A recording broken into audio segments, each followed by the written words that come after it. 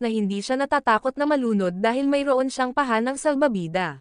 Sa party niyaya siya ni Jack na maupo sa tabi niya, hinubad ng matabang babae ang kanyang Amerikana at inilantad ang bilbil. Gulat na napatingin sa kanya ang mga kasamahan niya. Sa sandaling iyon ay pumasok ang babaeng mang-aawit na nakasuot ng parehong damit na nagdulot ng isang visual shock dahil ang parehong damit ay mukhang ibang-iba sa kanya. Natahimik ang lahat, ang sobrang tabang babae ay nakahanap ng dahilan para umalis. Napansin ni Jack na lihim na tumatawa ang babaeng mang-aawit at agad na naunawaan na nagpapanggap ito bilang siya at ipinadala ang damit upang mapahiya ang sobrang matabang babae sa publiko. Lumabas silang dalawa at sinabi ni Jack sa babaeng mang-aawit na nagkunwari lang siyang may pakialam sa matabang babae para gamitin siya. Kung wala ang kanyang magandang boses ay wala ang babaeng mang-aawit. Ang mga salitang ito ay hindi sinasadyang narinig ng kalapit na babaeng sobrang mataba at nakaramdam siya ng kawalan ng pag-asa, parang wala talagang may gusto sa kanya. Pag-uwi niya ay isinara niya ang lahat ng pinto at